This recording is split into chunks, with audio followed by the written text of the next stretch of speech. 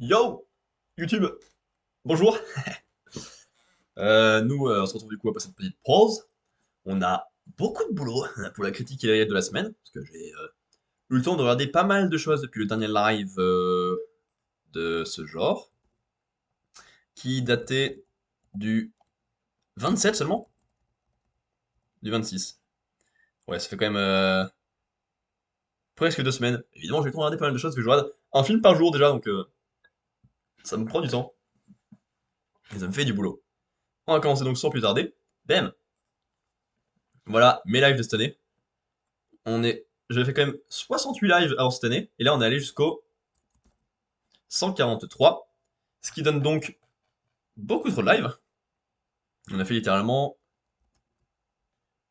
bah 75 lives cette année, ce qui est beaucoup parce que c'est quand même plus que les 2 années précédentes réunies. Bravo à nous. On a fait plein de choses en plus. Euh, les dernières lectures manga, on a commencé les textos qu'on a arrêté, on a fait quelques épisodes d'Objectif Platine, on a enfin terminé Life is Strange, ça on a vu. On a commencé et terminé Ukulele. On a rejoué la Mangatech ensemble. On a fait Machinarium en entier. On a fait les aventures extraterrestres de Captain Spirit en entier. On a commencé Yokuni et c'est en pause actuellement parce que je joue à Tales of Arise à la place. Et j'ai la flemme d'avoir de jeux à peu près du même style. On a fait Carto en entier. On a fait Donut County en entier. On a fait Psychonauts en entier.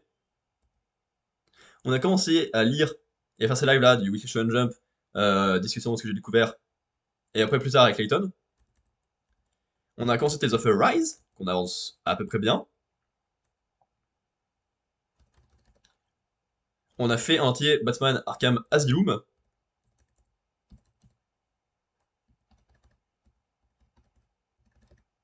Et voilà. Enfin, en entier plus ou moins, parce qu'il y en a j'ai terminé en début d'année. Pas Psychonauts, parce que là, je crois que Psychonauts c'était le dernier live. Ouais. Il y a que Batman qu'on a pas terminé dans ce que je viens de dire. Ok. Ça je peux supprimer. Ça va que pour ça. Et j'ai fait quelques trucs rigolos. Donc là, comme je disais, au total on a fait 145 lives. On a fait 75 sur 2022. Donc c'est plus que les 2 années précédentes réunies. On était 170h34 en live ensemble. Ce qui est plus que les 2 années précédentes réunies. Les lives ont fait en moyenne 2h16, ce qui est une belle amélioration qui a bien monté la moyenne à 2h03. Alors qu'avant on était à 1h49 et 1h36. Il y avait en moyenne 4,85 jours entre chaque live, ce qui est un rythme plutôt correct.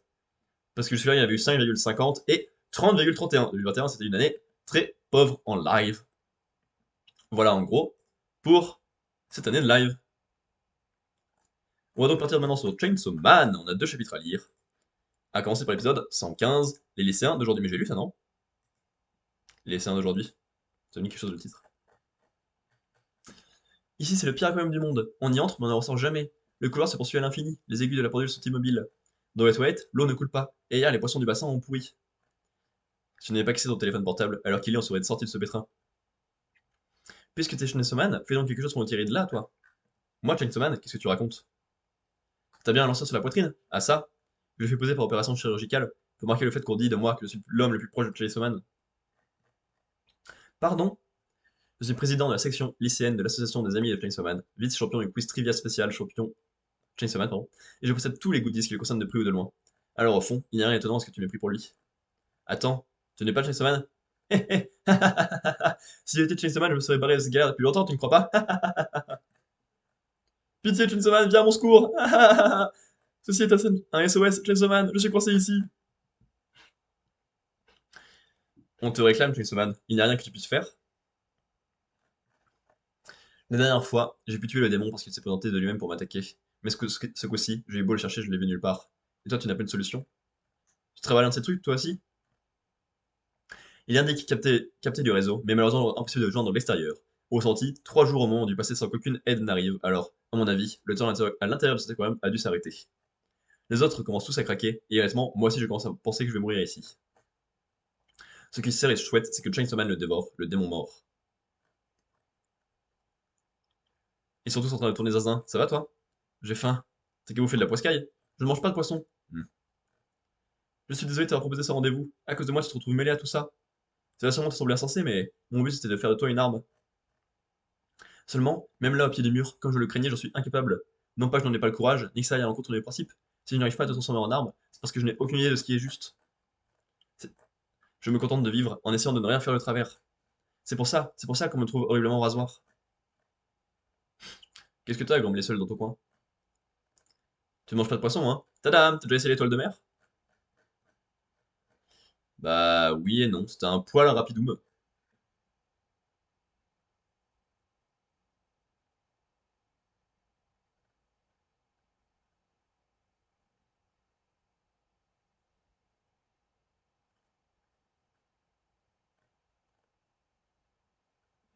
Enfin, ouais, correctum, hein, mais sans plus. Ah, ok, c'est bon, on peut faire comme ça. Non, reviens, reviens! Rendez-moi le texte! Tant pis, attends, on descend. Tchou-tchou! Allez, au chapitre 116. Le goût des étoiles de mer. Cette espèce est impropre à la consommation. Celle-là, pareil, pareil. Celle-là, elle est comestible. Elle est comestible, mais tu veux vraiment manger des étoiles de mer? T'es allergique aux poissons, non? Alors pas le choix, faut bien te nourrir. Crues, elles sont toxiques. Impossible de les manger sans les faire bouillir. C'est ça ton problème? Non, c'est que ça, pas de problème. Tiens, regarde, j'ai dégoté un couvercle de marmite. On va s'en servir comme récipient. Pour le feu, j'ai piqué le briquet du taré qui lèche la vitre. On va les bouffer, ces étoiles. Elles sortent d'où, toutes ces cassettes d'uniformes? Je les ai ramassées dans le couloir, je compte les vendre une fois rentré. Pourquoi tu tiens tant que ça à accumuler de l'argent? Ben, en ce moment, j'habite avec un genre de copine, enfin, c'est plutôt une petite sœur. Elle est grave intelligente, assez pour faire des études. Du coup, j'économise pour lui payer la fac, parce qu'il paraît que ça coûte un bras. Moi, jusqu'à présent, j'ai eu une vie pourrie, alors, elle, j'aimerais que la sienne soit chouette. Bon, ça va être prêt, non? D'après ce que j'ai lu, on les ouvre pour manger à l'intérieur. Chaud! C'est comme de l'oursin, mais en dégueu. J'ai encore faim. C'est quoi ces poissons? Mon stock, je les ai mis à sécher. Je peux en avoir un? Hein? Si tu veux, mais je crois que c'est de dégoûter. T'es rigolote, toi. Ah, tu trouves? Quand on te parle, t'es carrément lourdingue, mais en te regardant, on se marre bien. Parfaitement, je suis une fille rigolote. Ouais. Je suis follement rigolote, pas vrai? Ouais. Je te félicite de l'avoir remarqué. Bravo pour ton discernement. En vrai, je suis le charme incarné. Allez, à vous, tu es sur le point de craquer. J'aime bien ce genre de délire. Tu m'appelles une vieille pote quand tu te lâches comme ça. Hein? À vous. Denji, je crois que j'ai trouvé un moyen de sortir d'ici. Mais pour ça, il faut que tu m'aides. C'est quoi ton plan? Rassembler les tas d'argent. Dans le sac qui traîne par terre, il y a 1000 yens. Et dans le bureau, il y a un portefeuille avec 14 000 à l'intérieur. On le vole aussi. Youpi!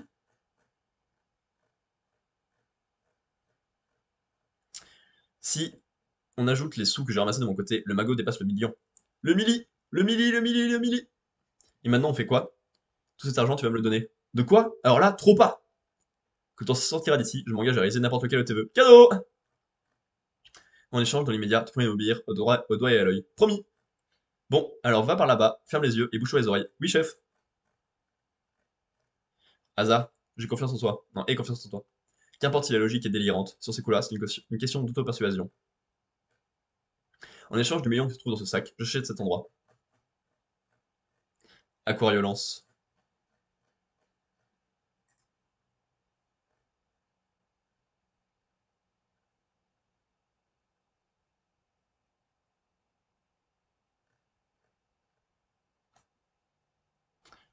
Pas mal.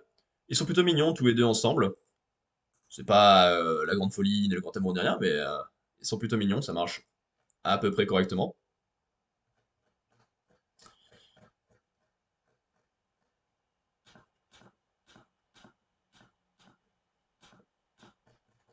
Ouais. Asa avance, commence à trouver des idées pour qu'il puisse en sortir. C'est bravo à elle.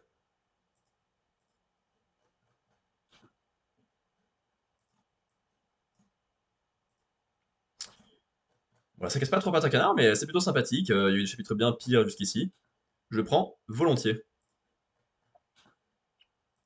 Je suis en train de vous préparer le prochain sujet, ça prend un peu de temps parce qu'il y a 9 volumes d'un coup.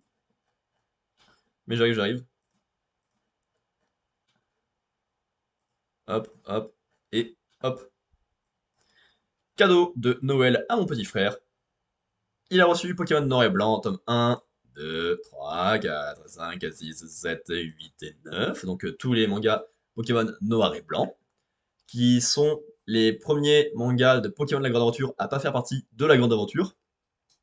Parce que jusqu'ici, tous les arcs qu'il y avait se suivaient, les personnages revenaient, faisaient des groupes, bref, ça se suivait, tu vois, ça se tenait. Là, c'est pour le truc qui est un peu tout seul, même s'il y a quelques références et quelques personnages très secondaires qui réapparaissent. On suit 4 personnages avec Noir, Blanc, Blanche, Cheren et Bianca. On a Cheren qui sert à rien, parce qu'il apparaît juste à la toute fin avec le cerveau lavé et après il se fait soigner et point. On a Bianca qui sert pas à grand chose, parce qu'elle se fait fracasser plusieurs fois, après elle fait je vais devenir soigneuse, et elle est soigneuse direct. Blanche qui apporte du soutien et une vision différente du monde à Noir, puis disparaît pendant plein de tomes, puis réapparaît 2 secondes, puis disparaît à nouveau. Et ça va être ok, super. Et Noir qui est le personnage principal qui fonctionne à peu près bien, bien qu'il évolue pas trop trop. Parce que finalement, le personnage qui évolue le plus, qui est plus intéressant, ça reste N, bien sûr. En plus, Noir, il est un peu relou, parce qu'il utilise un truc pour se concentrer, pour résoudre les énigmes plus que pour les combats, parce qu'il veut pas utiliser en combat. C'est mettre son Mouna sur sa tête pour manger ses rêves de victoire. Sinon, après, il peut pas réfléchir. Sauf qu'il le fait à chaque chapitre, et à chaque chapitre, c'est expliqué, donc c'est un peu lourdingue. J'ai pas fait noir et blanc, c'est la seule version que j'ai pas touché, on y touchera dans les lives IRL de ce genre, quand on aura fait Professor Layton, peut-être pas directement après, mais voilà, dans ces eaux-là. Donc je sais pas à quel point c'est différent du scénario du jeu, mais celui-là est plutôt sympathique, parce qu'on met bien en avant les personnages secondaires qu'on croise au fur et à mesure de l'aventure, mais également, et surtout, les champions d'arène, qui ont un vrai métier, une vraie logique dans l'univers, et qui ont de vraies actions, de vraies envies. T'as les Pokémon légendaires hors Reshiram et Zekrom qui sont peu balancés à brûle pour point au hasard. T'as la team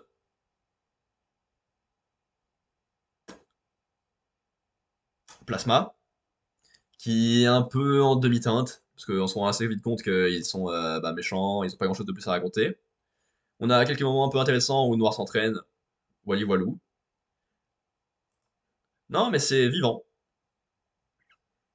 À voir avec la suite Noir 2 et Blanc 2, comment ça se termine, comment ça se conclut. C'était plutôt sympathique. Voilà, mais pas de là à se claquer le cul par terre, comme on dit. Et au scénario, je crois que Kuzaka Hidenori a fait tous les Pokémon comme ça, hein. La Grande Aventure, or et argent, rouge feu feuille, diamant perle, noir et blanc, noir de blanc 2, or, Earth Gold et Soul Silver, rubis saphir, XY, soleil et lune, et épée et bouclier. C'est-à-dire, XY c'est le seul où c'est pas écrit la Grande Aventure, alors ça en fait partie aussi. Ok, je vous prépare le suivant, qui va être très surprenant, et donc, imprimé, oui.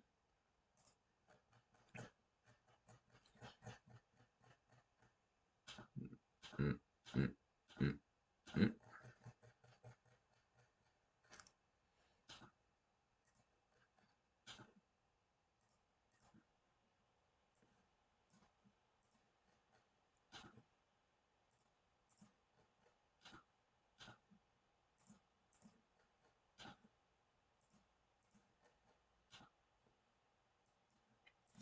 Hop. Il a également reçu Pokémon, la Grande Aventure X et Y, tome 1, tome 2, 3, 4, 5 et 6, donc en entier également. Je trouve que 6 tomes, c'est pas assez des fois des éléments qui vont un poil vite, mais en même temps, les 9 tomes de Noir et Blanc, c'était un peu longué. À voir, c'est plus une question de rythme que de nombre de tomes, à croire. Par contre, là, on a 1, 2, 3, 4, 5 personnages principaux, si je ne m'abuse. Xavier, appelé X, Yvonne, appelé Y, Tierno, Sana et Trovato. Ils ont un peu plus de caractérisation, sur les caractérisations que dans le jeu, parce qu'il y en a une qui veut devenir toiletteuse, un qui veut devenir chercheur, un qui veut devenir danseur, une qui veut devenir dresseur aérienne, parce que sa mère était dresseur terrestre et qu'elle peut montrer un truc différent, et X qui veut se trouver. J'aime bien le fait que X soit enfermé parce qu'il déteste les humains, après qu'il ait remporté des victoires trop jeunes et qu'il ait été connu trop jeune. Sauf que ça reste, c'est là plus pour le bloquer que pour le faire réellement avancer à un moment ou à un autre.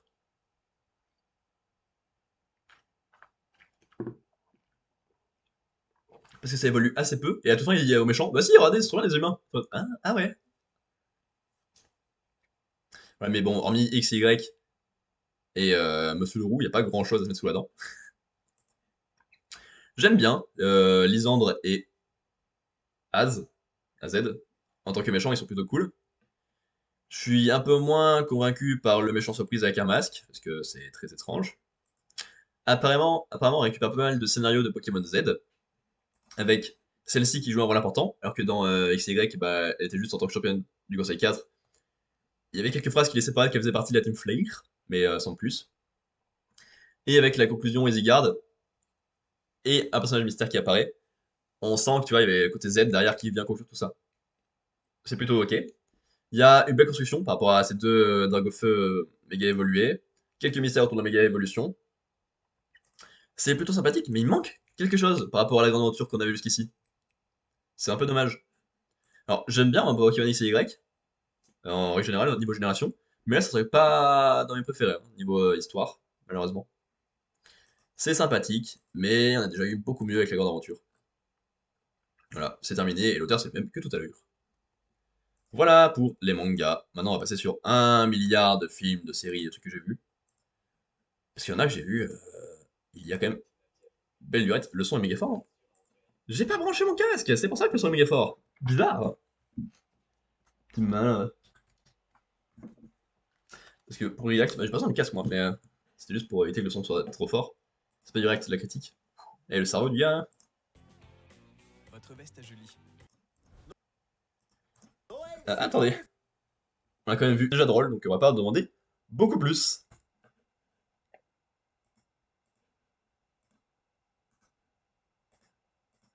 Ah. Ensuite, j'ai regardé. Ah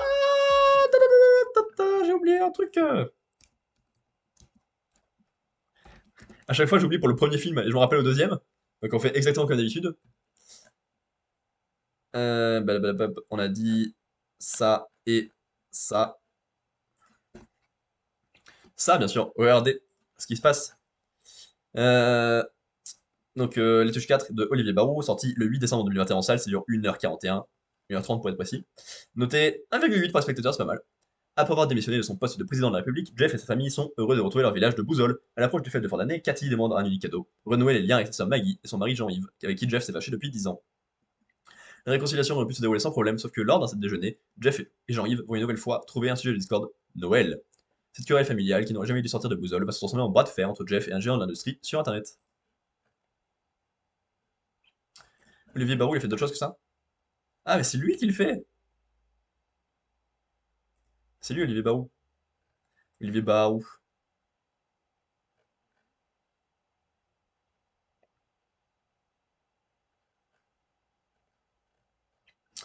Ce soir, je dors chez toi, ça ferait l'italien, les tuches, mais qui a retué Pamela Rose. On a marché sur Bangkok, entre amis, les tuches 2, les tuches 3, Just Gigolo, Bullet et Reaper, les tuches 4 et Menteur. J'ai vu bah, juste les tuches du coup là-dedans, sauf le 3. Ok. Et bah, du coup, ça me fait penser que il y avait un truc qui m'a fait rire aussi avec la voiture, qui est le sujet de Discord entre Jeff et Jean-Yves. Bravo à eux. Ensuite, vidéo que j'ai découverte grâce. Vidéo. Oula, film que j'ai découvert grâce à Demoiselle d'horreur sur YouTube. Alors, non, pas YouTube Studio. Non, bah non, pas ça non plus. Bon, si, ça marche. Wedding, Nightmare, de Demoiselle, je vais y réussir, d'horreur, qui a fait une analyse plutôt intéressante du personnage principal, Grace, pendant 12 minutes. C'était plutôt sympathique. Et depuis, j'avais envie de voir le film. J'ai vu qu'il était sur Disney+, je l'ai regardé. C'était bien.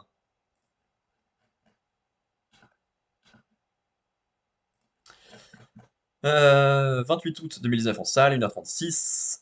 Épouvante horreur thriller de Tyler Gillett et Matt Bettinelli-Olpin. La une noce d'une jeune mariée tourne au cauchemar quand sa riche et excentrique belle famille lui demande d'honorer une tradition qui va se révéler meurtrière et où chacun luttera pour sa survie. Je sais pas ce qu'ils ont fait d'autre. Réalisateur. VHS, The Baby, 666 Rod, Scream et Scream 6. Rien mieux de tout ça. Et Tyler. VHS, The Baby, 666 Rod, Scream et Scream 2. Rien mieux de tout ça. C'est la même chose. Ok, et bien c'était plutôt une bonne surprise. Alors, De films d'horreur, il n'y a que le côté un peu gore et le fait que ce soit un peu stressant, oppressant pour le personnage. Mais alors, ça m'a fait plus, largement plus, rire que peur. Oh, la mort de certains personnages, c'est d'un ridicule. Entre celle qui se prend des coups de fusil pas fait exprès, entre celle qui se fait écraser dans une machine qui se ferme toute seule, entre celle qui implode et tout ça, il y a plein de trucs qui n'ont aucun sens et ça me fait beaucoup rire. Mais j'ai passé un très bon moment. L'ambiance est plutôt sympathique de ce jeu d'horreur qui est plus dû à l'ornier du côté du jeu que de l'horreur. Les personnages et actrices et les acteurs sont très attachants. Le fond, bon, c'est le côté famille un peu riche qui a des façons de faire et des règles un peu étranges, on va pas se le cacher. Parce qu'ils vont pour une nuit de noces faire ça, ah, c'est pas le pied. Donc,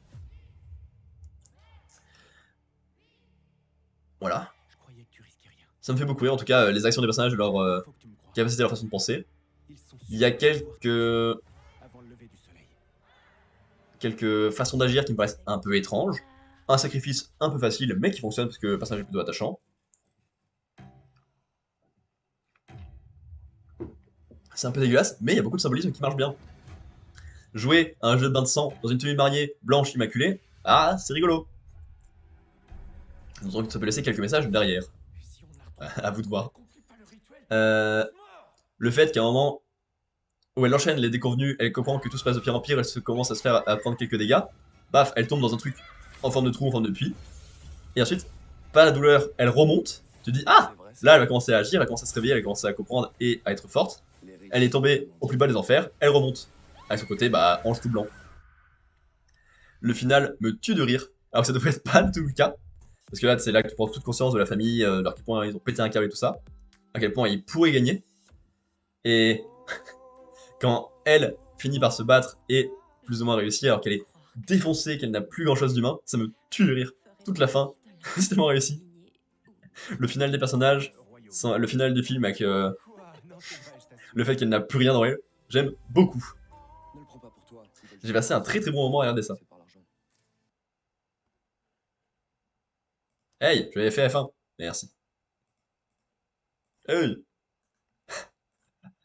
Ah, le prochain film, ça va être rigolo. Scusi pour la pub. Hein.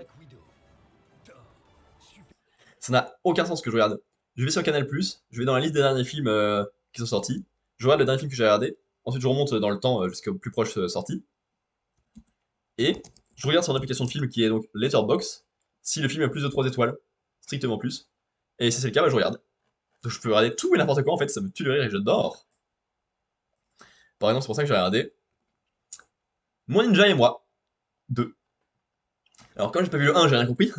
C'est pas vrai. Sorti le 1er avril 2022 en VOD, 1h26, animation, comédie, aventure famille, de Anders Mathiesen et Torbjörn Kristoffersen. Thaïlande, faute de preuves capitale, le fabricant de jouets Philippe Peppermint est sur le point de sortir de prison. C'est à ce moment-là que l'étonnante poupée à carreaux réapparaît dans la vie du jeune Alex, toujours habité par l'esprit vengeur du ninja Taiko Nakamura. Elle veut que justice soit faite. Ensemble, ils se lancent dans une dangereuse mission qui les mènera au cœur de Bangkok à la poursuite de Peppermint. C'est un film qui vient du Danemark, les États-Unis. Genre, qui pensait regarder un film du Danemark? Certainement pas moi. Et c'était sorti en 2018 le premier. Bizarre que j'en ai jamais entendu parler.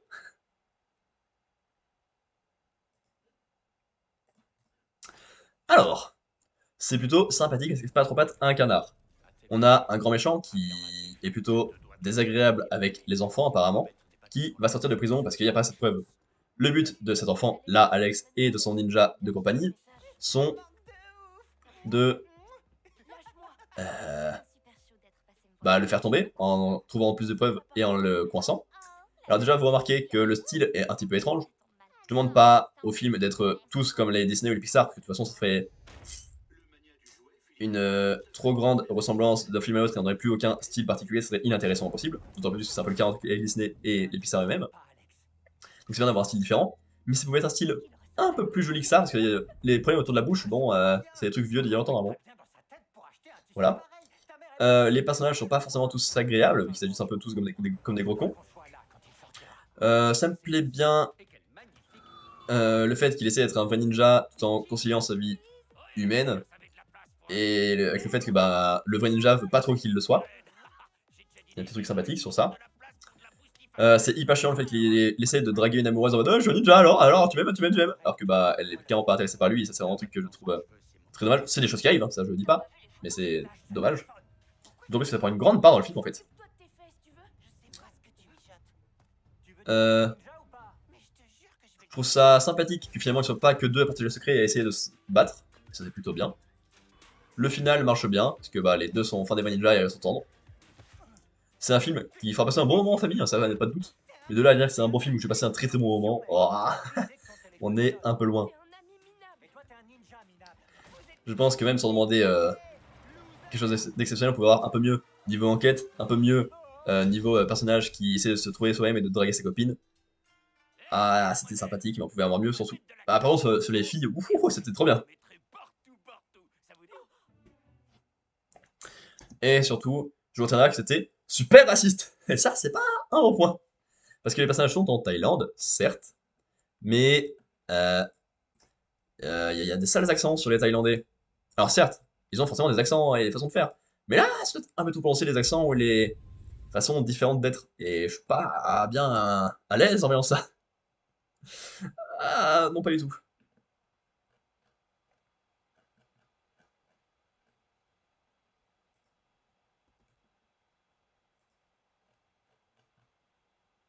Bon, bah, le prochain sujet, c'est ni sur Allociné, ni sur Wikipédia. Donc on va en parler comme ça, mais c'était plutôt réussi. Waouh, waouh, waouh, on avance bien, hein. Plus que 1, 2, 3, 4, 5, 6, 7, 8, 9, 10 sujets dont je dois parler. Franchement, c'est raisonnable. Mais après, si je parle de tout, on aura le prochain live qui sera plus tranquille pour faire plus de Layton. Donc on va faire ça, je pense. À voir à la longue, mais. Ensuite. Non, pas la chanson.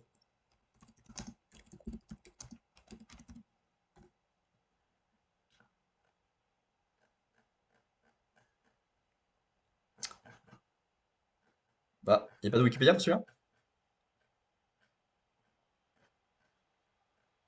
Bah, c'est dommage. Tant pis. Hop. Merde. Are You Lonesome Tonight? 15 septembre 2022 en VOD, 1h36, thriller policier drame de Chim Pei-wen. 2,34 pour les spectateurs, et c'est tout. Un jeune homme persuadé d'avoir provoqué une mort accidentelle développe une relation ambiguë avec la veuve de la victime, tandis qu'un policier tente de résoudre cette enquête qui va bouleverser sa vie. Il a fait que ça? Bizarre.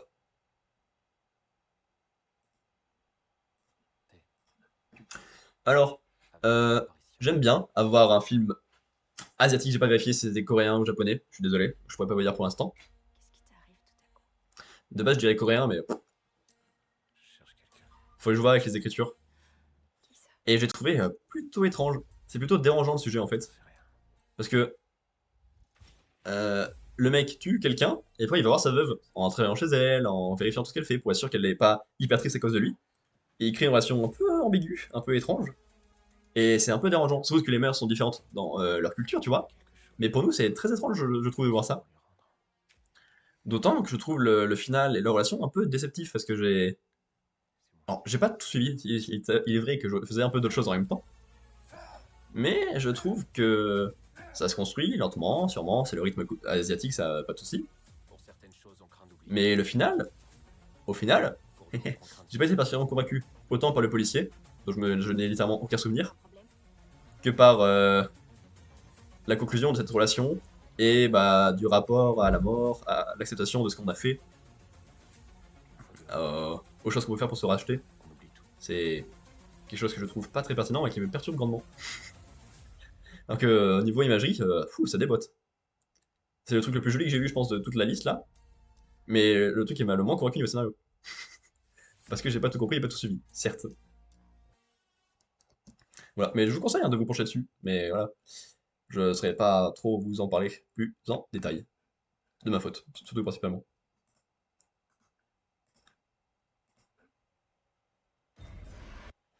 On va faire une mini pause là encore, très rapidement, parce qu'il faut que j'aille aux toilettes.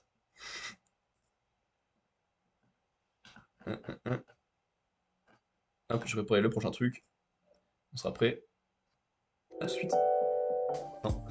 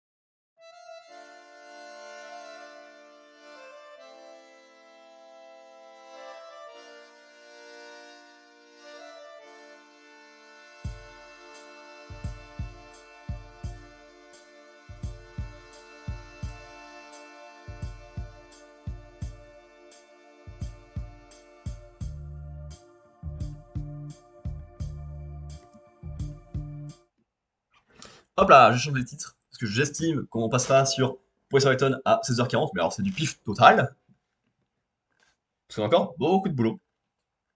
J'ai regardé la saison 4 de Paradise Police, c'est pas très bien, on va en parler. En l'absence d'une police opérationnelle, la ville fait face à des milliardaires comploteurs, à des artistes rancuniers, à une IA perfide et à bien d'autres menaces.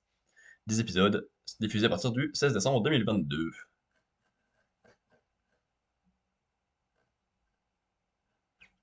Oui. C'est une comédie policière, machin machin, voilà, ça existe. C'était horrible! J'ai pas passé un bon moment du tout! Jojo c'était mieux, hein. Et la saison que je regarde actuellement, c'est mieux aussi.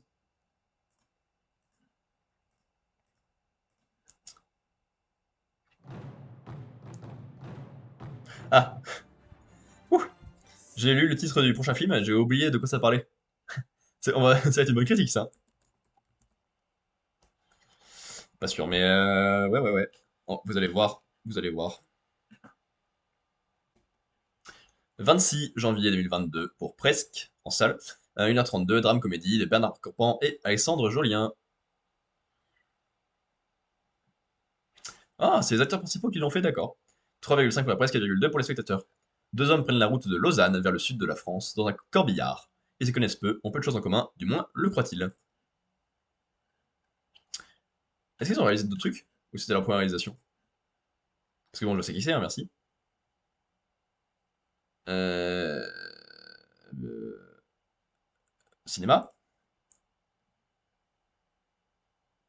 C'est tout, d'accord. Et Bernard Campan, filmographie, réalisateur. Les Trois Frères, Le Pari, Les Rois Mages, La Face Cachée, Les Trois Frères, Le Retour et Presque. Ouais, bah j'ai rien vu de tout ça et je pense que c'est pas plus mal.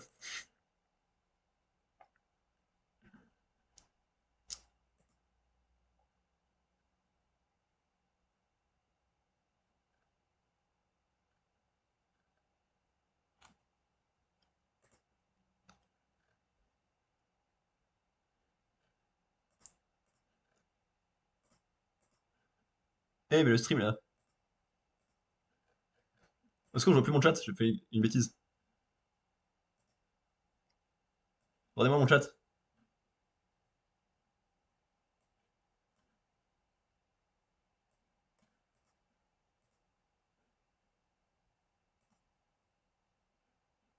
Hop là. C'est bon, j'ai modéré mon chat. Hop là, excusez-moi pour ce contretemps. Bref, je vais essayer de découvrir des films au hasard. Il y en a qui finissent par me plaire, plus que prévu. Et il y en a, bah, c'est pas vraiment ça. C'est comme ça, mais dans l'ensemble, je regarde pas. Parce que ce soit des bons films ou pas, bah, ça construit ma façon globale de voir les choses. Et Vous pouvez garder vos vêtements. voir des choses plus moyennes ou plus mauvaises, ça aide à apprécier les trucs. Vendez votre jean à vie. Donc au global, je reste gagnant, même si j'ai pas passé un bon moment, un extrêmement bon moment sur le coup. Ensuite, on en parlait tout à l'heure dans le bilan de l'année en live. PF, Psychonauts qu'on a terminé en fin d'année. L'éditeur c'est Majesco, je sais pas ce qu'ils ont fait. Et le réalisateur c'est Tim Schafer, ça je connais, j'ai déjà entendu le nom. Lara Rasputin est un enfant doté de pouvoirs surnaturels qui s'échappe du cercle familial où il se sent rejeté par son père qui déteste le pouvoir psychique. Il s'invite alors dans une colonie de vacances. Les jolies colonies de vacances! Qui a pour but de former des jeunes enfants à devenir des psychonauts, c'est-à-dire des soldats de l'esprit. Peu à peu, il s'aperçoit que tout ne tourne pas rond dans la colonie, et qu'un complot est mis sur pied par l'un des professeurs pour diriger le monde. Ce dernier vole les cerveaux des enfants pour se fabriquer un char psychique. C'est avec l'aide, au départ, des agents Nine et Vodello, puis de l'agent Kruller, que Raz doit empêcher ce plan diabolique de toucher à sa fin et de sauver la colonie, ainsi que le monde. Le scénario joue beaucoup sur l'humour, dans les dialogues ou dans les situations, avec par exemple des niveaux situés dans l'esprit d'un monstre marin. Quel humour! Nous plaçant dans la peau d'un monstre géant dans une ville.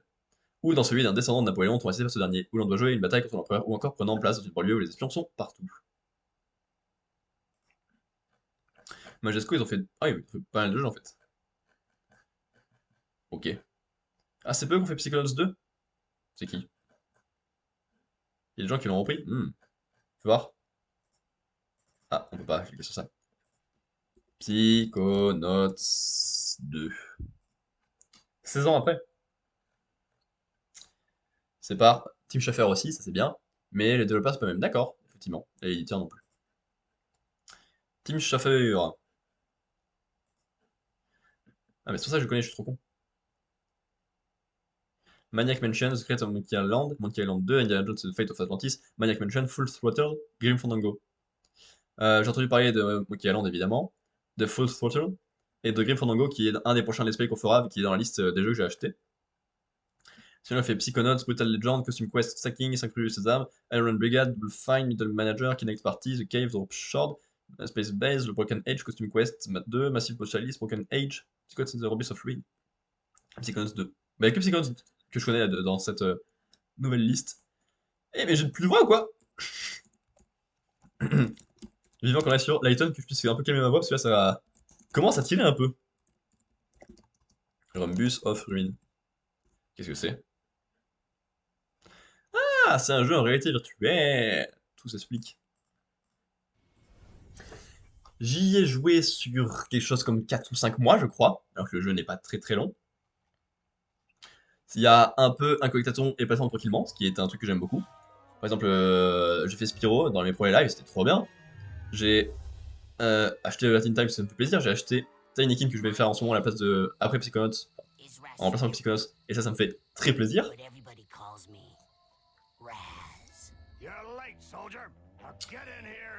L'univers est super. L'idée de se balader dans les esprits des gens, c'est une excellente idée pour développer des mondes très différents à chaque fois et qui peuvent aller très très loin. T'en as un lié à la guerre, un lié à la musique, un lié à rien, parce que le mec est très très carré dans sa tête, un lié à la corrida et au catcheur mexicain, un lié au poisson comme on a dit, un lié à Napoléon qui est plutôt drôle et différent, un lié au théâtre qui est aussi des systèmes différents, un lié au cirque, j'en ai peut-être oublié, je sais plus. Mais ce qui est cool, c'est qu'à chaque fois, bah, du coup, ça fait un univers très différent à découvrir, des gameplays aussi différents, et ça marche bien. Le scénario, bah, ça casse pas trop pattes à un canard, mais dans l'ensemble, ça marche. D'avoir un grand méchant qui vole les cerveaux des gens, qui disparaît de manière ultra nulle, c'est drôle. Et un méchant mystère qui se dévoile assez vite et qui tient bien la barque. J'adore le niveau final dans ce que ça raconte, parce qu'à jouer, c'est un peu une sacrée horreur, et c'est pas le seul parce que il y a des passages que je trouve très compliqués. Parce que certes, il y a beaucoup d'idées de gameplay, mais parfois il y en a qui sont un peu en dessous, qui correspondent moins au gameplay global du jeu. Et du coup, c'est pas très très simple à gérer. Donc il y a des moments où j'ai trouvé très compliqué. D'autant plus que j'ai fait le jeu à 100%, j'ai eu le platine, donc ça m'a pris plus de temps volontairement. Mais j'ai passé un très bon moment. Grâce à l'univers et tout ça. Après, ça reste ni trop dur ni trop compliqué, c'était un très bon parti pris, un très bon mélange. Voilà. Et du coup, je disais, ouais, le niveau final me plaît de ouf, pas au niveau du gameplay, comme ça expliqué, mais au niveau de ce que ça raconte. Parce qu'en fait, c'est un mélange de l'esprit autant du personnage principal que du grand méchant. Donc, t'as deux trucs très contradictoires qui sont un peu liés au fait qu'ils veulent fuir leur père pour des raisons différentes, tu vois, mais les deux, c'est lié à ça. Et t'as deux souvenirs très différents qui se mélangent, et c'est plutôt cool comme façon de voir le monde. Et c'est ça qui est trop fort à chaque fois, c'est d'apprécier toutes les idées. Parfois, c'est un poil trop long, un poil trop dur, un poil moins correspondant, mais à chaque fois, il y a des idées différentes. Et c'est trop bien de chercher des idées différentes. Bravo!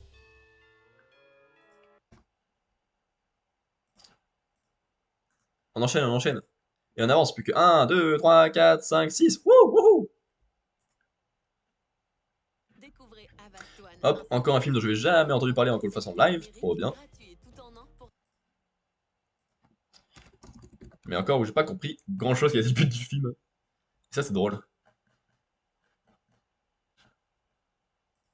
Bam! La chance sourit à Madame Nikuko. Le 8 juin 2022 en salle, 1h37, animation drame de Ayumu Watanabe. Nikuko est une mère célibataire bien en chair et fière de l'être, tout en désir et joie de vivre. Un véritable outrage à la culture patriarcale japonaise. Elle aime bien manger, plaisanter et un faible pour les hommes qui n'en valent pas toujours la peine. Après avoir bahoté sa fille Kikurin la moitié de sa vie, elle s'installe dans un petit village de pêcheurs et trouve un travail dans un restaurant traditionnel. Kikurin ne veut pas ressembler à sa mère et ses relations avec Nikuko ne sont pas toujours simples, jusqu'au jour où ressurgit un secret du passé. Mais c'est un jour qui arrive au milieu du film donc c'est très bizarre. Ah, c'est lui qui a fait Les Enfants de la Mer, je l'ai vu au cinéma. Waouh, mais Les Enfants de la Mer c'était vachement mieux. Qu'est-ce qui s'est passé? Comment on a pu passer des Enfants de la Mer à ça? Bon, les enfants de la mer, il y avait un manga derrière, si je ne m'abuse, qui permettait de se reposer dessus. Là, c'était pas le cas. Je crois qu'il y avait un manga derrière, donc le manga est sorti après, si. D'après le manga, les enfants de la mer. Là, il y avait un truc, d'après l'œuvre. Ah! Eh ben, attends, pour moi, c'est juste que ça me parle moins. Encore une fois, c'est pas ma culture, c'est difficile d'avoir tous les points qui résonnent avec nous. Le film est plutôt bien animé, on a le style habituel japonais, je vous avouerai. Et c'est bizarre d'avoir aussi un style aussi commun à tous les films japonais, alors que normalement il y a beaucoup de japonais, et beaucoup de styles d'animation. Donc c'est un peu dommage que ça se lisse un peu aussi. Mais ça reste très beau et fonctionnel. On a les petites chamailleries d'enfants, la construction du début d'adolescence, parce qu'elle commence à la toute fin à être à sa puberté, la fille. Et justement c'est avant qu'elle découvre les secrets familiaux, qu'elle en prenne conscience, qu'elle les accepte, et hop, une fois que tout est prêt, bam, elle atteint sa puberté, et c'est rigolo, ça marche comme ça.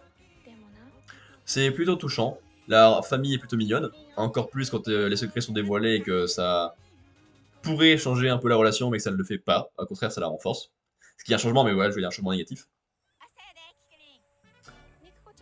Quoi d'autre? Mais pourtant, je crois que j'avais pas grand chose à dire de plus. C'est plutôt mignon, c'est plutôt un peu drôle, touchant par moment, très touchant quand on dévoile le secret.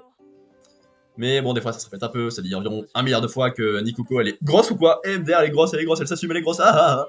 Et c'est un peu étrange, décevant d'insister autant dessus. Donc, ça marche, ça marche. Mais c'est un poil relou. Et être relou, c'est pas bien. Pensez-y la prochaine fois que c'est relou. Ah, le mec a 1000 ans. Je crois qu'on va encore décaler le début de la partie. Lighton. Le live va durer 3000 ans. À t'attendre. 3000 ans à t'attendre. Ça, c'est marrant.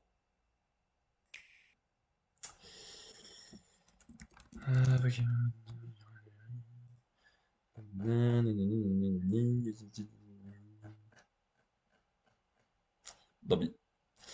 Ensuite, j'ai terminé en 34 heures, je crois. Je voulais dire pour Psychonauts tout à l'heure, c'était 16 ou 17 heures, je crois, un truc comme ça. Le scénario de Pokémon Écarlate Violet. Je suis un malade dans les jeux OCU ouverts, c'est-à-dire que je mets un objectif à atteindre dans la quête principale, et sur le chemin, je me balade un peu partout, je récupère tout ce qui traîne, je capture 1 milliard de Pokémon, j'avance absolument pas, et au bout d'un moment, je finis par arriver à bon port. Ce qui fait que le jeu aurait été très long ou pas du tout construit dans le bon ordre. Donc j'ai regardé moi-même dans quel ordre faire les objectifs, dans quel ordre étaient pensés les objectifs, parce qu'évidemment, dans un jeu, un monde ouvert, tu veux aller partout, tu mets des niveaux qui ne changent pas et qui t'obligent à faire une voie précise, sinon t'es très en dessous, puis très au-dessus. C'est très con. Moi j'ai toujours été très au-dessus parce que je prenais beaucoup de temps et je capturais beaucoup de Pokémon. Heureusement que j'ai pas d'équipe fixe parce que dès que mes Pokémon évoluent, sauf le starter que je garde tout le temps, je les dégage pour faire évoluer d'autres Pokémon et ainsi compléter le Pokédex assez rapidement. C'est ce que je fais à chaque fois. Donc j'ai littéralement pas d'équipe. Mon starter, un Léviator Shiny que j'ai chopé au pif, un Networaptor Shiny que j'ai chopé au pif. Voilà, et après les trois autres c'est des trucs qui changent dès que ça évolue. Donc il m'a fallu 34 heures pour arriver au bout du scénario. J'ai chopé 250 Pokémon, un truc comme ça. Voilà, depuis là, je suis en train de chasser tranquillement dans ce qui reste. Et j'en suis à 320 je crois. Mais ça comptera pas dans mon avis, c'est plutôt sympathique, sans plus, ça ne rajoute pas grand chose au jeu. J'aime beaucoup les designs de ce jeu, que ce soit les nouveaux Pokémon ou les personnages humains. Le jeu est un peu chiant quand il lag beaucoup, mais sinon moi je trouve pas horrible. Moi ça me va niveau technique. Parce que je suis vraiment pas un homme de technique apparemment. Les trois scénarios sont plutôt cool. Bon, le truc des arènes c'est l'habitude avec des arènes pas du tout mémorables, parce qu'elles sont toutes pareilles, dans des villes qu'on a absolument pas envie de visiter parce qu'elles sont claquées au sol. T'as des mini-jeux pas ouf du tout et des combats pas du tout mémorables, donc c'est le pire qui existe. Puis t'as les Pokémon dominants. T'as pas grand chose à mettre sur la danse sur cela, c'est juste un combat contre un gros Pokémon que tu dois faire 2 fois, moyen. Mais la petite histoire avec le fils de le ou la prof de génération est plutôt mignonne, avec sa relation avec le chien, parce que c'est la seule personne qu'il avait pas lui, voilà, merci Pepper il s'appelle. Donc elle était plutôt sympathique. Mais celle que j'ai préférée, c'est celle de la team Star, qui est lié à des gens qui sont pas contents d'aller à l'école parce que tout le monde les bully. C'était un peu les victimes du quartier. Et maintenant ils veulent plus aller à l'école, tout ça. C'est des messages importants dans Pokémon parce que c'est des trucs destinés aux jeunes, donc c'est important de parler de ça. C'est bien fait, ils sont plutôt touchants, ça marche. Et le truc le plus sympa, c'est la conclusion, avec le fait que les trois se relient. Les trois vivent un truc très différent. Voilà. Ensuite, les gens n'aiment pas trop les légendaires parce qu'ils sont obtenus dès le début, donc ils se mettent tous les légendaires ou quoi. Alors que les légendaires dans les jeux Pokémon n'ont jamais servi à rien. Ils ont leur rôle pour la Terre, tu vois. Voilà, je contrôle le temps, voilà, je contrôle l'espace. Mais dans le scénario, ils apparaissent 2 secondes avant la 8ème arène. Les méchants sont en mode ouh, on va les utiliser, puis ils disparaissent. Ah, c'est pas très utile. Donc là, je trouve ça cool qu'il soit utile, qu'on le voit plus souvent. Ça rend pas forcément plus marquant, mais au moins il est plus utile et plus cool que là. D'autant plus qu'il représente rien. C'est juste un Pokémon Osef qui vient de quelque part, et t'es en mode ok, ça représente rien. Mais en même temps, les précédents représentaient une épée et un bouclier, donc c'est pas grand chose de plus. Mais là, ça fonctionne mieux, parce que bah on les voit plus. Voilà. J'ai passé un très bon moment. J'en passe encore un à essayer de choper tous les Pokémon pour avoir le charme chroma. J'avance bien, j'en suis à 320 comme j'ai dit, comme l'avion. Et je vais bientôt arriver au moment où j'aurai besoin de Pokémon violet pour faire ce qui reste, où je vais devoir faire des échanges magiques, puis des évolutions. Puis là j'ai des trucs chiants, genre les trucs où il faut marcher avec les Pokémon, les reproductions parce qu'il n'y a pas les bébés sur la carte, trouver ceux qui sont bien cachés, voilà voilà. Mais j'aime beaucoup.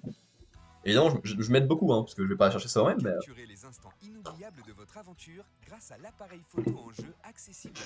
Ça marche. Et c'est un bon moyen de faire tester tous les systèmes de jeu. J'ai aussi fait tous les cours académie, mais ça c'est de la merde. Et je comprends pas comment c'est possible, mais j'ai été vraiment sous-niveau pour les conclusions de chaque intrigue. Genre la ligue et les derniers combats, je me suis fait rétamer, peut-être parce que j'avais que 3 Pokémon, et que c'était pas toujours les bons types pour affronter. Donc tous les bonbons que j'ai chopés dans l'aventure, dans les raids Terra Cristaux, qui sont bah, comme les avant, des raids pas ouf, ça m'a servi. J'ai tout donné à mes 3 Pokémon et hop, après j'ai pu y arriver. Autre point que je trouve un peu dommage, la nouvelle fonctionnalité, les Terra Cristallisation, donne un type mystère et inconnu aux Pokémon que tu croises, qui peut être quelque chose de très utile. C'est utilisé dans les raids, sauf que bah, tu vois quel type c'est utilisé dans la nature, donc là c'est le truc qui marche, et c'est utilisé dans les combats d'arène. C'est très con. Parce que en fait ce but là, cet objet, c'est quelque chose qui permet de changer, de surprendre. Genre t'as un Pokémon feu face à toi, et d'un coup il devient eau. T'es en mode ah, comment je vais faire? C'est pas du tout ce que j'avais prévu, je vais faire un tour, et j'ai subi bien des dégâts pendant ce tour là, je me suis fait avoir. En arène, c'est le type, littéralement, de l'arène. Donc il rend quelque chose de mystérieux et de différent, logique et prévisible. Et c'est le seul moment où ça sert dans le jeu. Est-ce qu'ils sont complètement cons? Voilà. Mais sinon, j'ai passé un très bon moment. C'est une des meilleures générations de loin, qui fait plaisir pour la licence.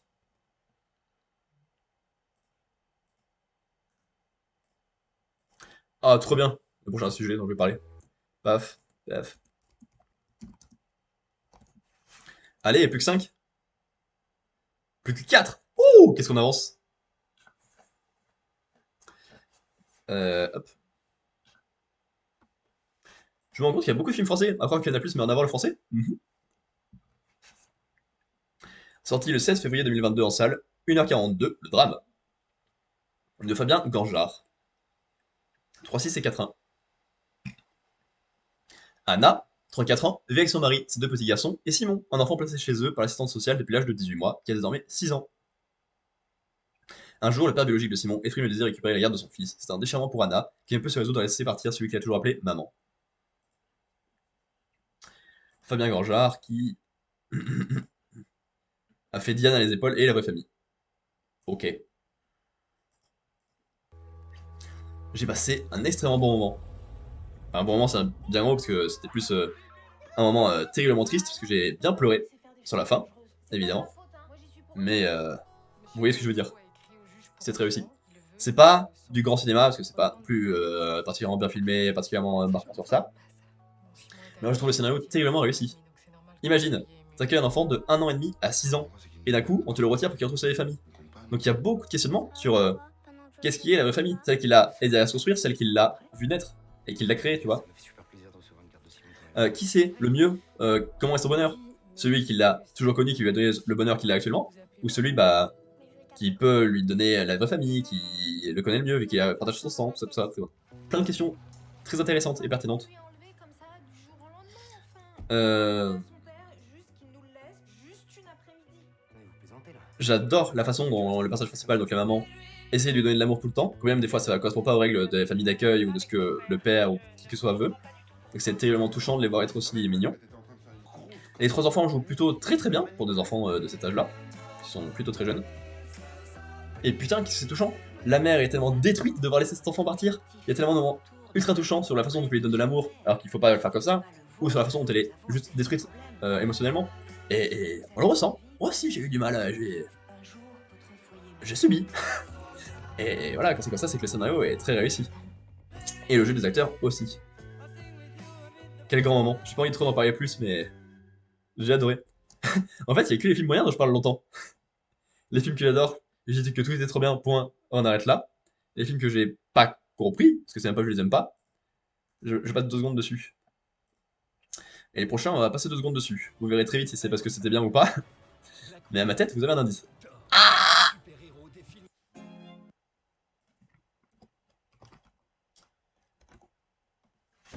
Merde, trop tôt. Excusez-moi, je me suis fait avoir. Icar, 30 mars 2022 en salle, 1h16, animation de Carlo Vogallo. Vogale. Vogel, je sais pas. Sur l'île de Crète, chaque recoin est un terrain de jeu pour Icar, le fils du grand inventeur Dédale. Lors d'une exploration près du palais de Knossos, le petit garçon fait une étrange découverte, un enfant à tête de taureau qui est enfermé sur l'ordre du roi Minos. En secret de son père, Icar va pourtant se lier d'amitié avec le jeune Minotaure nommé Astérion. Mais le destin bascule quand ce dernier est emmené dans un labyrinthe. Icar pourra-t-il sauver son ami et changer le cours d'une histoire décrite par les dieux? Ah, mais on ne saura pas, puisqu'il a fait Carlo Vogel. Vogel. C'est encore de l'animation avec un style particulier. Je trouve que ça reste plutôt beau, quand même, le fond en pastel et tout ça, en crayonné. Je trouve que ça a du style. Mais voir des personnages en 3D se balader dessus... Alors j'aurais pas voulu tout filer en 3D, c'est sûr. Mais tout filer en pastel, j'aurais pris volontiers. Parce qu'en plus, du coup, l'animation, elle fait un peu saccadée et un peu étrange. Alors, je connais bien l'histoire globale de Minos, du Minotaure, de Thésée, de Icare, tout ça. Parce que bah, ça m'intéresse pas mal la mythologie, et que j'ai lu Percy Jackson dans lequel les personnages sont présents. Du coup, je m'attendais pas à grand chose niveau scénario, et bah, ça tombe bien. Parce que bon, il y a quelques petits trucs par-ci par-là, mais ça reste le mythe à peu près de base. J'ai bien aimé la relation entre Icare et Astérion, je crois qu'il s'appelle, on a dit le Minotaure. Moins, clairement moins la relation entre Thésée et la princesse. Parce que là, c'est vraiment un bordel. Comment tu peux forcer autant? C'est horrible. C'était très gênant, cette relation. Et d'autant plus le fait qu'il y en a un des deux qui soit ultra réticent, puis d'un coup, sans aucune raison, il fait ouais, allez. C'était très perturbant. On va pas se le mentir. On va pas se le mentir. Donc j'ai passé un moment correct. Si les gens connaissent pas le mythe, ça peut être utile. S'ils le connaissent, c'est pas très intéressant comme film. Mais bon, bah voilà. C'est un truc qui peut être utile pour présenter de manière ludique le mythe et quelqu'un qui connaît pas trop. Voilà. C'est tout ce que je dirais dessus. Wouhou! Plus que deux, plus que deux, plus que deux, plus que deux. Ah non, pas ça, c'était horrible. Ah, je peux pas parler de ce film.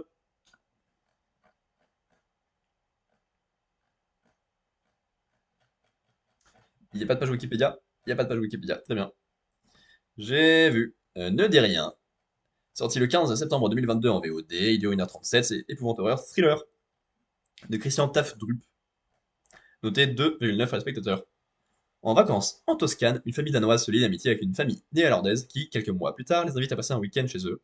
Mais ce séjour idyllique où se rencontrent la discrétion et l'extraversion va virer au cauchemar. Ne dis rien, Tinka et les jeux du roi. Au nom du père. Ride of the Storm, Tinka ou la féerie. Encore Tinka? Ange Ambition, bienvenue à... Ah, ça sera mieux. Tinka et les jeux du roi saison 1, mais non, mais c'est un acteur, ça m'en fout. Le réalisateur, c'est le seul. Ah, c'est son premier film. Ah, bah ça va alors.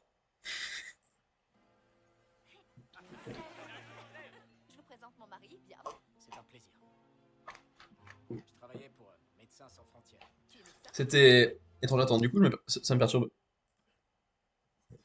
J'ai oublié de me regarder un truc. Ah, mais il n'y a pas écrit sur fond.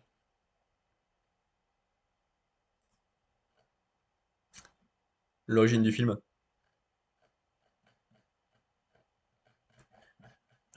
Attends, mais sur Brut peut-être.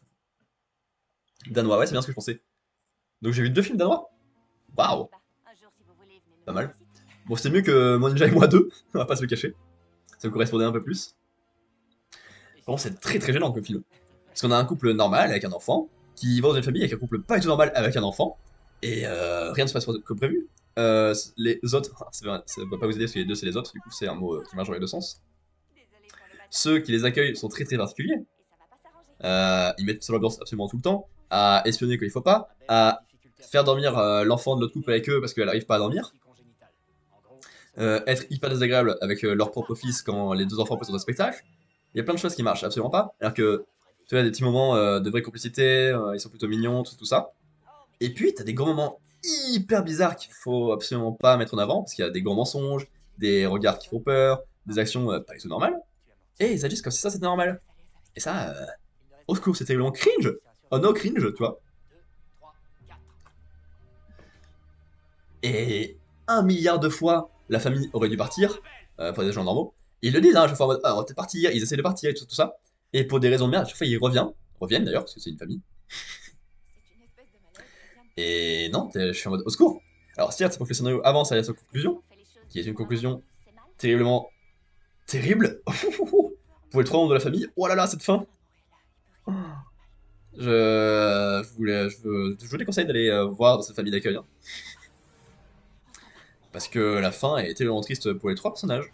De manière différente, mais pour les 3.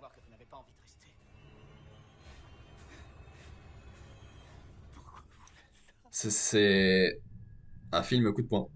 J'ai pas adoré, je suis pas particulièrement emballé, mais j'ai effectivement passé un moment plus terrifiant que devant Nightmare, Wedding Nightmare, qui était bien plus drôle que faisant peur. Lui est tellement gênant et particulier que ça fait peur, effectivement.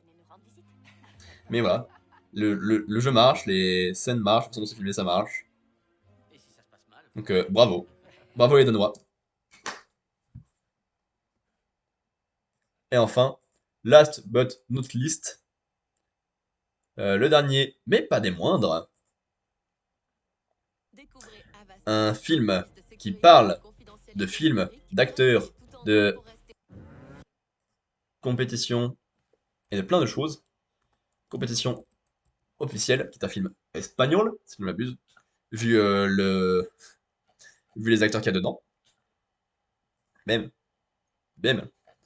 Compétition officielle, 1 juin 2022 en salle, 1h54, comédie. Ah, ça explique des choses. De Mariano Con et Gaston Duprat. Un homme d'affaires milliardaire décide de faire un film pour laisser une empreinte dans l'histoire. Il engage alors les meilleurs, la célèbre cinéaste Lola Cuevas, la star hollywoodienne Félix Rivero et le comédien de théâtre radical Ivan Torres. Mais si leur talent est grand, leur ego l'est encore plus. Waouh, c'est une seule personne qui ont fait Yo Presidente, l'artiste, l'homme d'à côté, Carita voy a comprar cigarrillos y vuelvo, citoyen d'honneur, un coup de maître 4-4 et compétition officielle. J'ai rien vu de tout ça.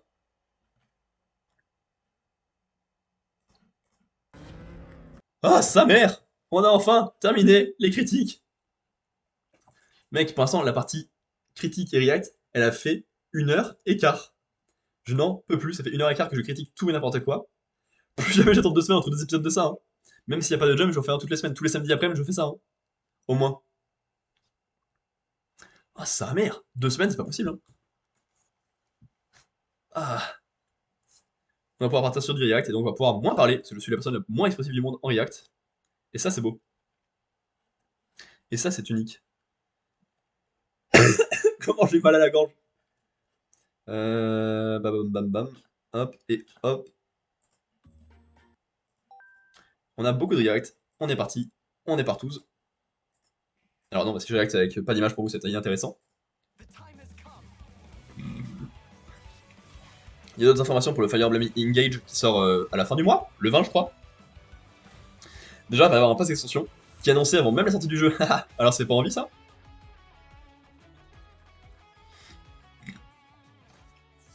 C'est peut-être montré un peu tôt, parce que le jeu est pas sorti les gars, donc laissez un peu les gens se faire leur avis avant d'annoncer un truc. Et donc il y aura une extension qui est liée à Three Houses, avec Edelgard, euh,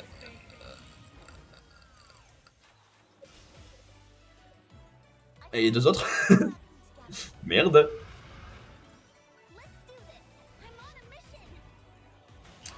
Voilà, mais en fait ça parle pas beaucoup. Juste tu sais qu'il y aura des personnages, des éléments liés à...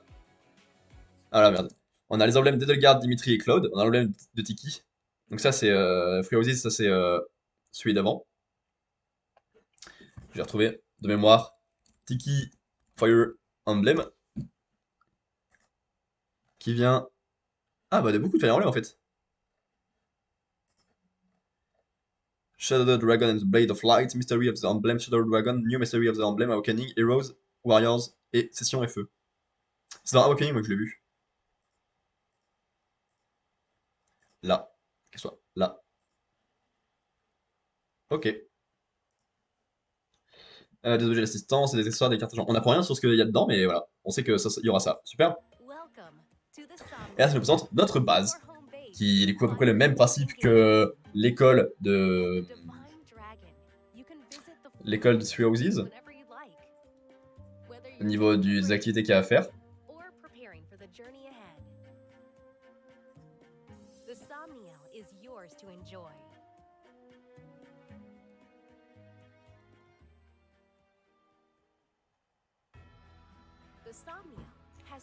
Attendez, je cache les sous-titres.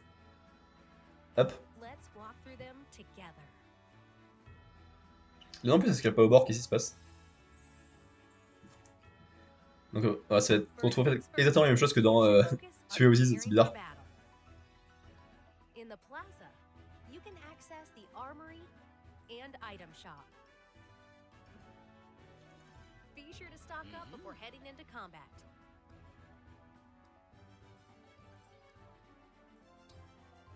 I thank you. Here, we have the ring chamber. Emblem rings you've collected are kept in this room. And you can communicate with the emblems held within. Skills can also be inherited here. Voilà, bah on passe pas au combat, hein, classico. Pas de grande surprise sur ça.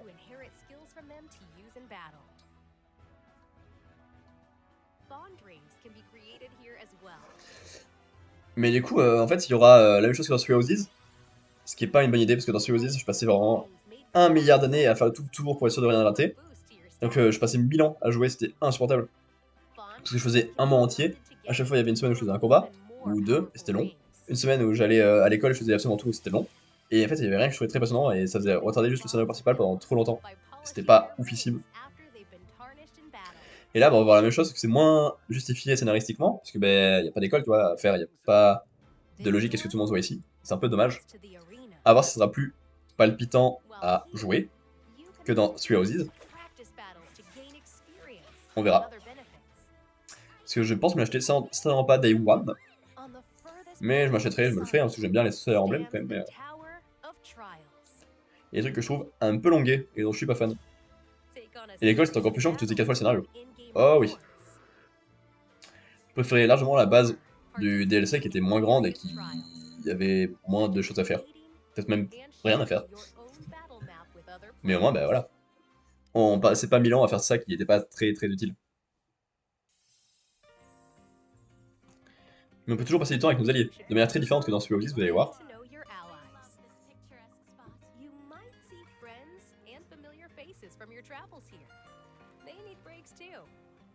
Deepening the bonds between your allies is paramount to a successful army, so chat with them every chance you get. Here, we have Cafe Terrace. You can place an order with whoever's on cooking duty and share a meal with your friends. Depending on how the meal is prepared, I hope it is to your liking. What an exceptional meal. You and your allies' stats might be affected in the next battle. Qu'est-ce que c'est? Pourquoi ça fait aussi mal? Something shiny. Est-ce qu'on sait pas que je vais mettre ma caméra? Items you find can be given to allies as gifts. Ça correspond absolument pas à ce qui est écrit. Give them something they like to further deepen your bond.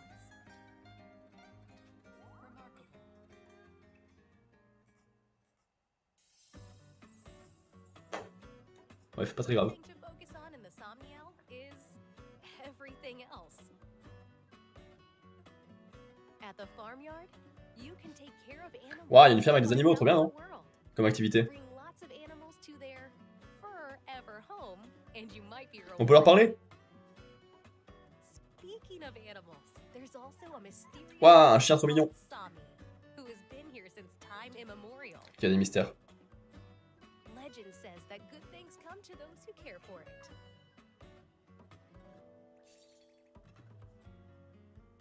Purchase clothes Du coup, and trop bien, il y a un milliard de accessories choses à faire from aussi, boutique comme dans le précédent. Et ça va encore prendre méga longtemps à tout faire, et ça va nous éloigner du cœur du jeu pendant hyper longtemps. Trop bien, non? Alors, c'est vraiment intéressant, mais bon, je suis pas convaincu, quoi. Waouh, l'entraînement physique. Trop bien.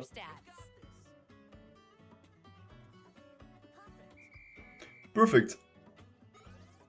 Other activities include fishing.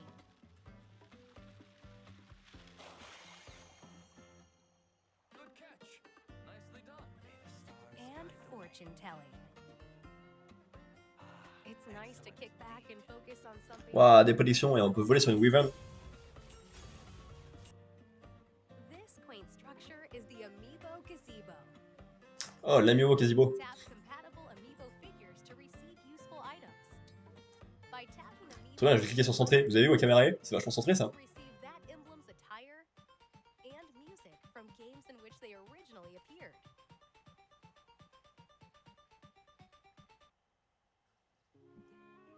Pourquoi j'arrive pas à la coller au bord? Je comprends pas. Whew, that sure was a lot to cover. You must be exhausted. If you ever find yourself in need of rest, you're free to lie down. Alors, c'est un peu grand, mais là, non, je pourrais coller au bord, parce qu'il y avait des contours, en fait. Faut voir. Sometimes while napping. Ça va être collé au bord. Mais alors, là, c'est un peu grand. Caroline might wake you up. Excusez-moi, hein, je gère ma caméra pour que ça fait apparaître des choses qui m'intéressent moins. Morning, Divine One. A gallant pose, the best way to start the day, right? Bon, du coup, j'ai remis, il y a une taille aléatoire, faudra que je vérifie avec Manga Plus. Rise and shine. Ready to explore the Somniel on your own? From preparing for battle. Alors, ça vous fait envie cette vidéo? Moi, pas trop, je pense que vous avez remarqué. This truly is the place for an aspiring adventurer. Stop by when you can to make the most of your journey. Hop, faut que je passe sur Manga Plus vite fait, juste pour régler la caméra. Bam bam bam.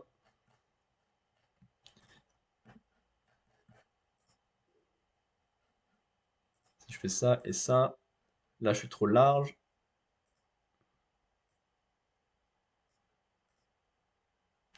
Je dépasse encore. Je dépasse encore de 1 pixel. Putain, mais. Voilà. C'est bon, on a retrouvé la bonne taille et on est à peu près cadré correctement. Ouh! Excusez-moi. Et ensuite, j'ai vu ça sur la chaîne Nintendo, où j'en profite aussi. Ce qu'il y a eu en décembre 2022 sur l'eShop, voir s'il y a des trucs intéressants. Final Fantasy, c'est non. Je suis pas fan des action RPG. Coup dur pour Tales of que je fais en ce moment. Inscription, c'est oui. Je pense me l'acheter sur PS4 pour qu'on le fasse en let's play un jour ensemble. Ou sur PC, on verra. Bref, c'est pas ça le plus important, mais je pense me l'acheter pour qu'on fasse en let's play ensemble. Akara, je connais pas.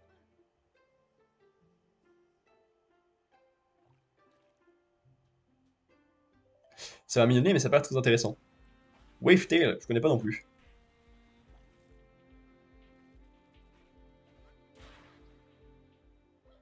Ah, ça a l'air mou aussi. Hein. Sports Story.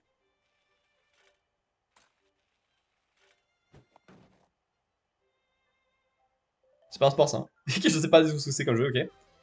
Dragon Quest, bah pareil, hein, sur RPG, merci à tous.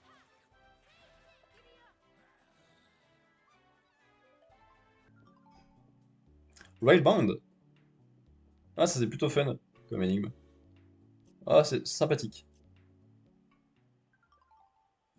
Ouais, pas bien convaincu par la sélection de ce mois-ci.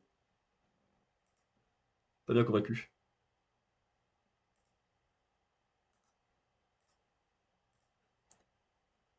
Vous avez le choix. Vous pouvez garder vos vêtements. Bon, c'est pas quelque chose de fou, mais ça m'intéresse de voir à quoi ça ressemble. Vendez votre jean à Pierre.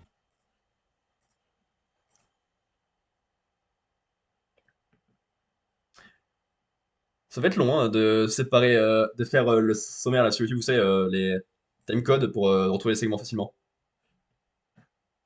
Ça va être compliqué. Et surtout long pour être compliqué. Eh, ça va, on n'est pas trop décalé? À la base, ça devait être à 16h à peu près, Lighton. Là, il est 17h50. Non, je l'ai mis à 17h10. C'est pas trop décalé?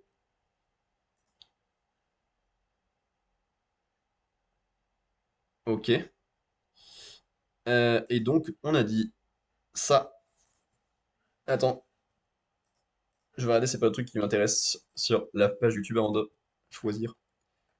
Non, non, non. Non, non, non.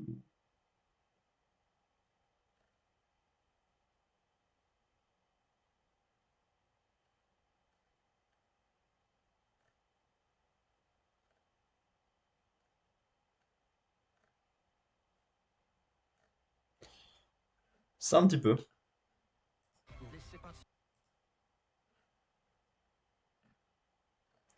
Et ouais, ça on avait vu que c'était sorti. Ça me va.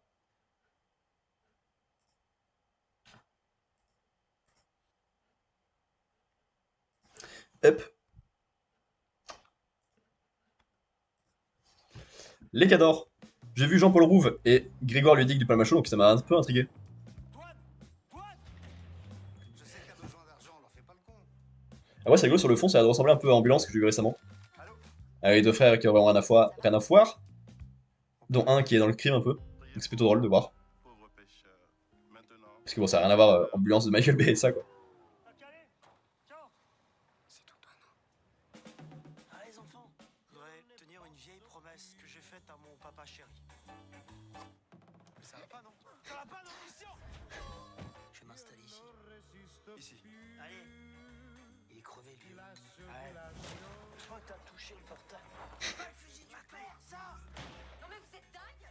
Il était comment, papy? C'est Terminator. C'est quoi Terminator? Je connais pas de Terminator. Je peux pas te laisser une seconde sans que tu fasses de la merde, toi.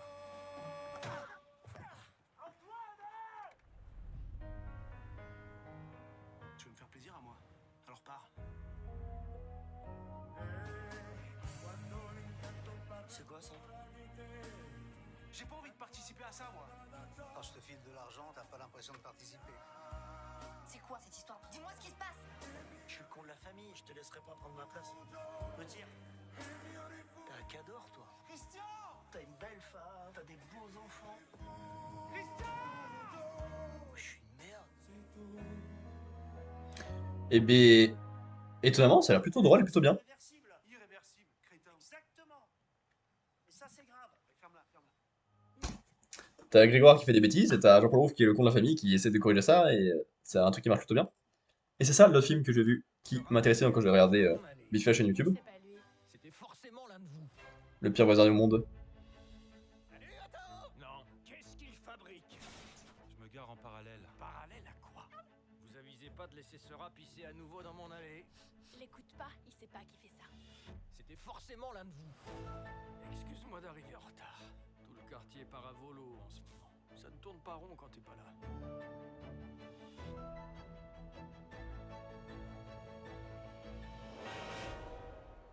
Tu me manques. Je vivais en noir et blanc avant de rencontrer Sonia. Veux-tu m'épouser? Elle était la couleur. Vous prenez les autres pour des crétins et vous croyez devoir tout gérer tout seul. Vous avez tort. Personne n'y arrive.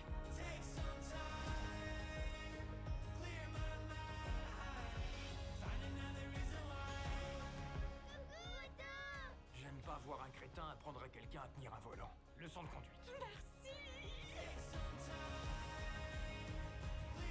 Je vous présente notre ami Otto. Débrayer, freiner, freiner. La voiture est à l'arrêt. J'ai failli lui rentrer dedans. Ça fait rien. C'est une hybride. Mon père souriait comme ça lui aussi. Je ne souris pas. Ben voilà. Ah, je m'attendais à davantage. Ça aurait pu être un peu plus touchant que ça. Oula, la caméra est dégueulasse comme à chaque fin de live. Mais on n'est pas en fin de live d'ailleurs, c'est ça le problème. Je l'ai mis tellement longtemps. Parce que 1h30 de manga plus, puis 1h30 de critique et react, c'est un peu long par rapport à ce qu'on fait d'habitude. C'est ça qui est fun. C'est ça qui est fun. Et ça m'intrigue aussi. Et c'est le dernier truc qui restait dans ma liste. Après, j'irai vite fait sur la page YouTube voir si on a d'autres trucs à react, mais normalement, je n'ai jamais rien d'autre. Donc, dernier react, Et toi alors? Babylone, Si tu pouvais aller n'importe où dans le monde, où est-ce que tu irais? Margot Robbie et Brad Pitt. Brad ou Pitou, J'adore cette réponse. comment dire en japonais. Qui a vraiment du sens. Quelque chose de plus important que la vie. Ouais. C'est inscrit dans les étoiles. Je suis une étoile. Si j'étais riche, moi, je dépenserais tout mon argent dans des trucs marrants, pas des trucs emmerdants comme les impôts. Tout ce que je voudrais, c'est que tout le monde fasse la fête.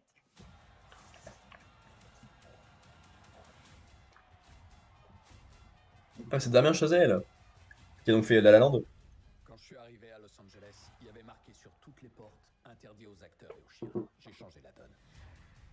Êtes-vous prêts pour quelque chose de nouveau? Waouh!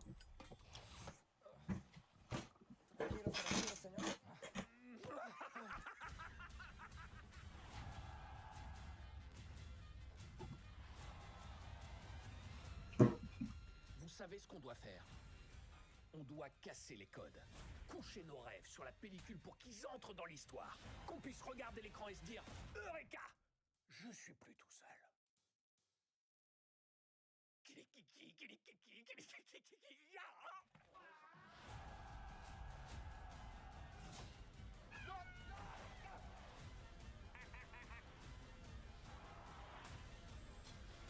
Je suis dans la merde, Mani. Il faut qu'on parte tout de suite. Ce que je fais a de l'importance. Vous vous pensiez indispensable à cette ville? Elle se passera de vous. Imposteur! Putain de merde! C'est l'endroit le plus magique du monde.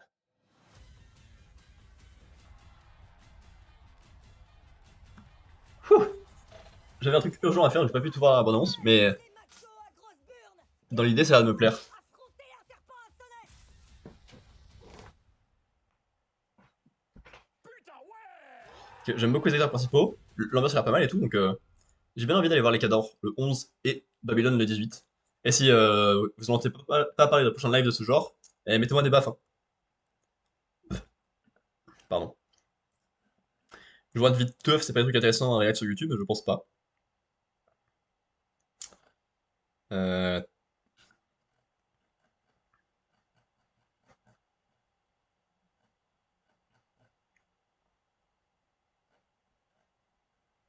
Ok. Il y a des tendances, des trucs cool ou pas?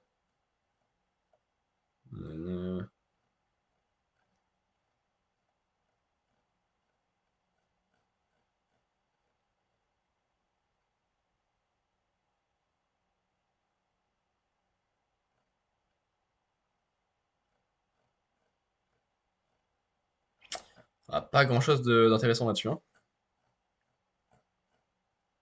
C'est pas bien ou quoi les ça? J'ai oublié, les tendances. Ok, et ben tant pis. YouTube, on se dit à demain. Nous, on se dit après la pause, on va jouer à Layton pendant une heure et quelques, on verra.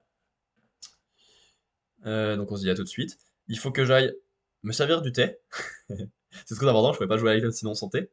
Et que j'aille ranger les poules, si possible. À tout de suite!